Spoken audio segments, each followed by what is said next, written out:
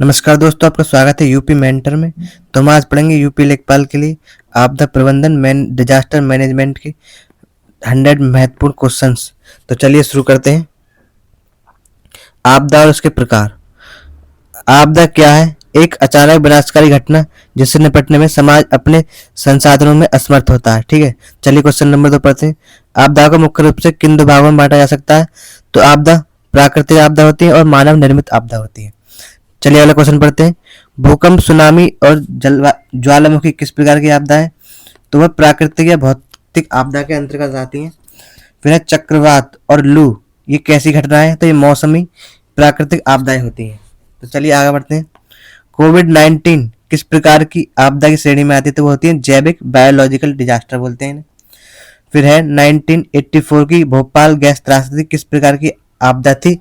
तो वो एक प्रकार की औद्योगिक मानव निर्मित आपदा, मैन मेड आपदा कहलाती है। ठीक है, तो चलिए अगला क्वेश्चन देखते हैं। यूक्रेन के चेरनोबिल में हुई घटना किस आपदा का उदाहरण है? तो वो है परमाणु या न्यूक्लियर या मानव निर्मित आपदा। चलिए एक क्वेश्चन जरूर आता है इनमें से, इंपोर्टेंट है। चलिए आगे देखते हैं। अब देखते हैं आपदा प्रबंधन चक्र। तो कितने प्रकार के होते हैं चक्र में? एक होता है आपदा से, सबसे पहले होता है आपदा से पूर्व। ठीक है, फिर उसके बाद आपदा के दौरान, फिर आती है आपदा के बाद प्रक्रिया। ठीक है, तो ये 3 चक्र चलता है आपदा प्रबंधन में। तो देखते हैं आपदा प्रबंधन चक्र कितने प्रमुख चरण है? तो 3 होते हैं। आपदा से पूर्व, आपदा के दौरान और आपदा के बाद। अर्ली वार्निंग सिस्टम और मॉक ड्रिल किस चरण का हिस्सा है? तो आपदा से पूर्व तैयारी का हिस्सा है। फिर है समन, जैसे मिटिगेशन कहते हैं, का मुख्य उद्देश्य क्या है? तो आपदा के प्रभाव को कम करना, जैसे बाढ़ से पहले बांध बनाना आदि, ये क्या कराता है? मिटिगेशन। फिर अगला क्वेश्चन, जोखिम कम करने के प्रयास कब किए जाते हैं? तो आपदा आने से पहले, प्री डिजास्टर। खोज, बचाव और प्राथमिक चिकित्सा किस चरण में आते हैं? तो आते हैं आपदा के दौरान, रेस्पॉन्ड में। ठीक है, अब देखते हैं आपदा के बाद के चरण। तो बिजली, संचार जैसी सेवाओं की तुरंत बहाली क्या कहलाती है? तो पोस्ट डिजास्टर रिकवरी कहलाती है। फिर बिल्ड बैक बेटर की अवधारणा कब अपनाई गई? तो आपदा के बाद, पुनर्निर्माण के समय अपनाई जाती है। फिर टूटे हुए घरों को दोबारा बनवाना किसका हिस्सा है? तो ये पुनर्वास, रिहेबिटेशन का हिस्सा है। तो आपदा प्रबंधन चक्र पढ़ लिया हमने, इंपोर्टेंट है ये भी, एक दो क्वेश्चन आ ही जाता है इसमें से। चलिए आगे देखते हैं। और जोखिम, सुमेधता और सूत्र। तो आपदा जोखिम रिस्क का सही सूत्र क्या है? तो risk is equal to hazard into vulnerability upon capacity. तो देखते हैं रिस्क, खतरा क्या है, तो हैजार्ड क्या है? एक ऐसी स्थिति जिसमें नुकसान पहुंचाने की क्षमता हो, जैसे नदी का बढ़ता जल स्तर। अब देखते हैं वल्नरेबिलिटी, सुमेधता, समुदाय की वह कमजोरी जिसके कारण वह खतरे से निपट नहीं सकता, जैसे कच्चा मकान। अब देखते हैं क्षमता, कैपेसिटी क्या कहलाती है?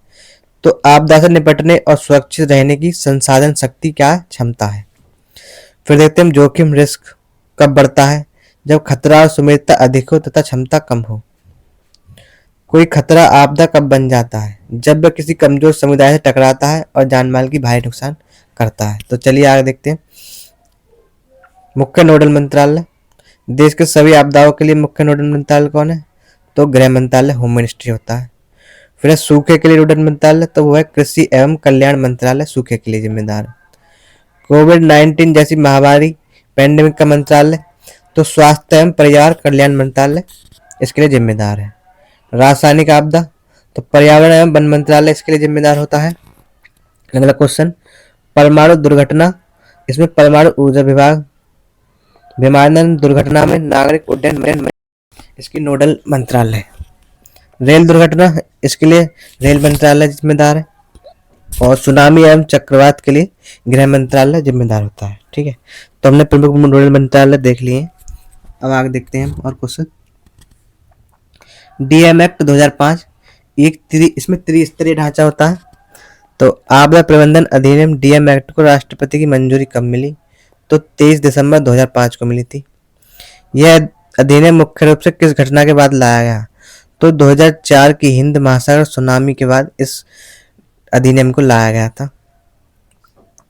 अब देखते हैं राष्ट्रीय स्तर, राज्य स्तर, जिला स्तर पर कौन कौन सी संस्थाएं हैं। तो सर्वोच्च संस्था कौन सी है राष्ट्रीय स्तर पर? एनडीएमए। एनडीएमए के अध्यक्ष होते हैं भारत के प्रधानमंत्री पीएम, और इसमें अधिकतम सदस्य होते हैं अधिकतम 9 सदस्य।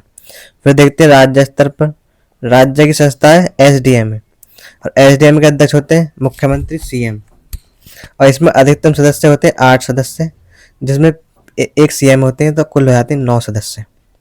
फिर है जिला संस्था डीडीएमए।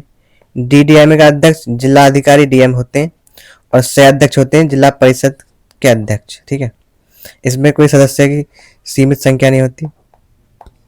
चलिए आगे देखते हैं और क्वेश्चंस। कार्यकारी समिति और बल।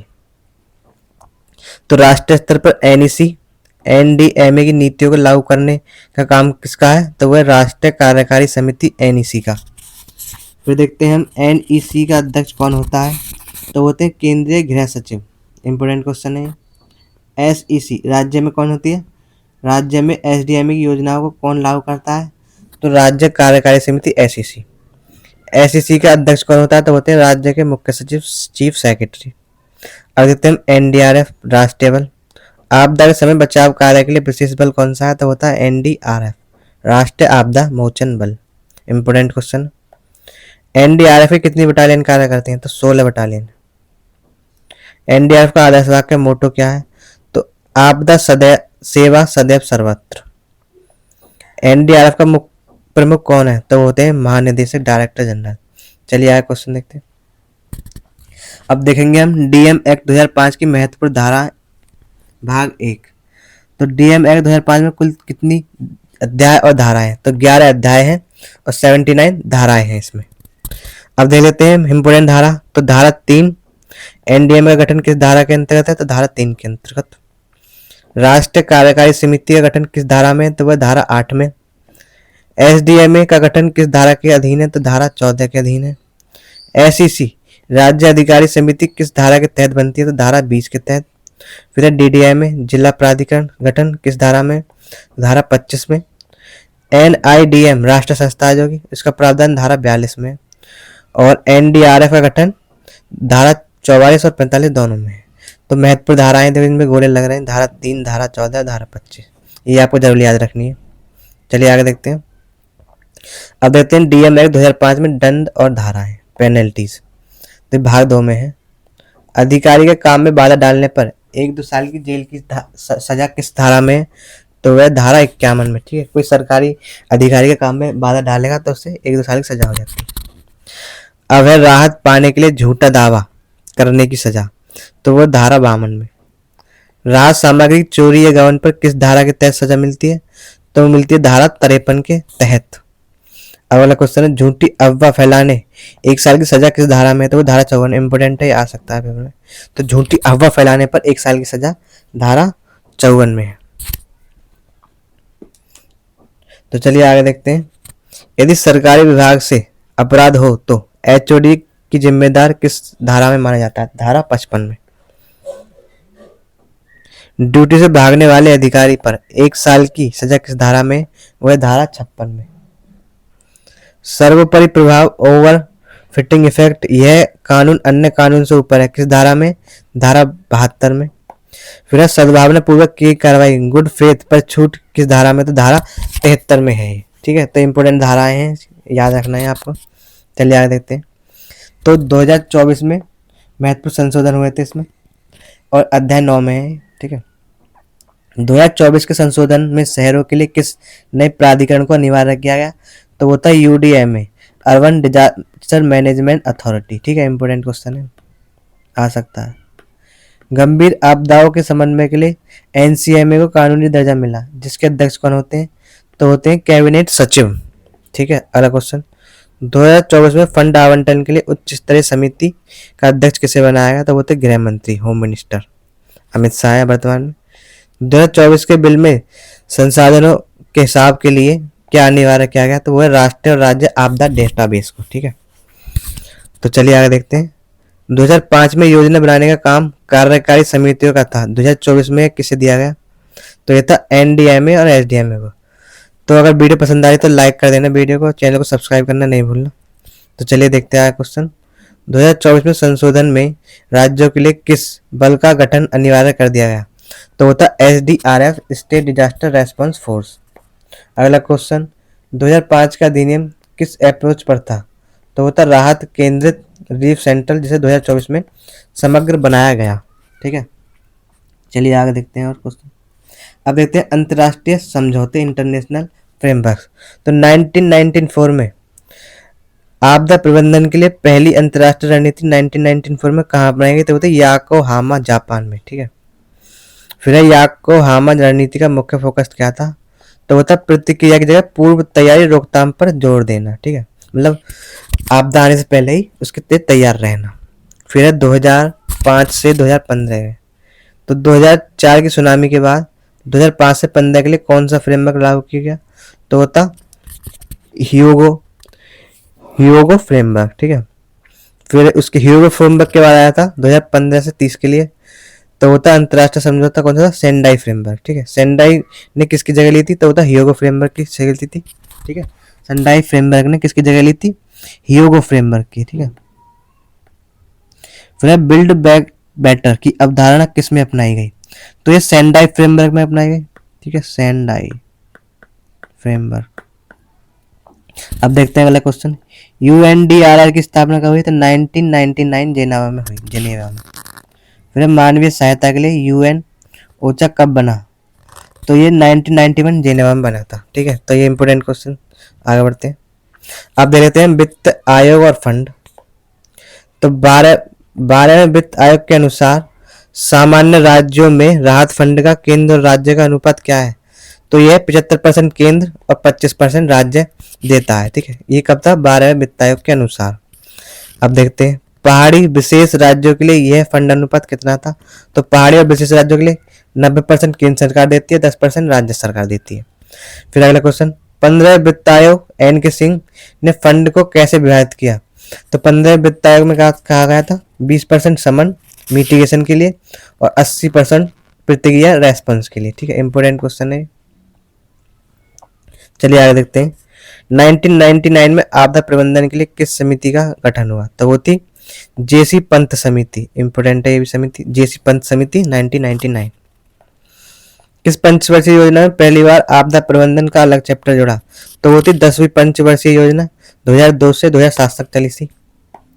राष्ट्रीय आपदा प्रबंधन प्रतिकोष NDRF का प्रावधान है धारा 46 में। ठीक है, कोष है, फंड है, इंपोर्टेंट है। और राष्ट्रीय आपदा समन्वय कोष, इसका प्रावधान है धारा 47 में। ठीक है, ये राज्य है शायद, SDF है। ठीक है, चलिए आगे देखते हैं। अब देखते हैं महत्वपूर्ण संस्थान। राष्ट्रीय आपदा प्रबंधन संस्थान NIDM का मुख्यालय कहाँ है? तो ये नई दिल्ली में, जो कि 1995 में स्थापित हुआ था। ठीक है, मौसम चक्रवात की चेतावनी कौन जारी करता है? तो IMD, जो कि नई दिल्ली में। बाढ़ का पूर्व अनुमान लगाने वाली नोडल एजेंसी कौन सी है? तो वह केंद्रीय जल आयोग CWC। ठीक है, इंपोर्टेंट है। भारतीय राष्ट्रीय महासागर सूचना सेवा केंद्र INCOIS कहाँ स्थित है? तो ये हैदराबाद में स्थित है और 1999 में स्थापित किया गया था। क्या है? INCOIS, भारतीय राष्ट्रीय महासागर सूचना सेवा केंद्र। ठीक है, अगला क्वेश्चन देखते हैं, भारत में सुनामी अर्ली वार्निंग सेंटर कब और कहाँ स्थापित हुआ? तो 2007 में INCOIS हैदराबाद में ही स्थापित किया गया था। अब देखते हैं अगला क्वेश्चन, भूस्खलन के लिए नोडल एजेंसी। तो वह भारतीय भू वैज्ञानिक सर्वेक्षण GSI। हिमस्खलन के लिए नोडल एजेंसी है, वो है DGRE, DRDO किया जाएगी। फिर अगला क्वेश्चन, NIDM को वैधानिक दर्जा किस अधिनियम के तहत दिया गया था? वो था DM Act 2005 के तहत। ठीक है, तो चलिए आगे देखते हैं और महत्वपूर्ण क्वेश्चंस। तो उत्तर प्रदेश विशेष देख लेते हैं, यूपी स्पेशल। तो यूपी SDMA, यूपी राज्य आपदा प्रबंधन प्राधिकरण का मुख्यालय कहाँ है? तो यह पिकअप भवन, गोमती नगर, लखनऊ में। अब देखते हैं यूपी SDMA का पदेन अध्यक्ष कौन होता है? तो होते हैं मुख्यमंत्री योगी आदित्यनाथ। यूपी सरकार ने चेतावनी और राहत ट्रैकिंग के लिए कौन सा ऐप लॉन्च किया? तो वो था राहत ऐप। इंपोर्टेंट है, ये भी यूपी से जुड़ा हुआ है क्योंकि। बाढ़ प्रभावित जिलों में स्वयंसेवकों को प्रशिक्षित करने के लिए योजना कौन सी है? ठीक है, तो बाढ़ प्रभावित जिलों में स्वयंसेवकों को प्रशिक्षित करने की योजना है आपदा मित्र योजना। इंपॉर्टेंट। अब देख लेते हैं भारत का कितना प्रतिशत क्षेत्र भूकंप प्रभावित है। तो कितना है? 61% क्षेत्र भूकंप प्रभावित है भारत का। भारत का कितना प्रतिशत क्षेत्र बाढ़ से प्रभावित रहता है? तो लगभग 12% बाढ़ से प्रभावित रहता है। तो भारत का कितना परसेंट क्षेत्र सूखे से प्रभावित है? तो 68% सूखे से प्रभावित है। और भारत की तट रेखा का कितना प्रतिशत चक्रवात से प्रभावित है? तो वह 76%। तो इसमें से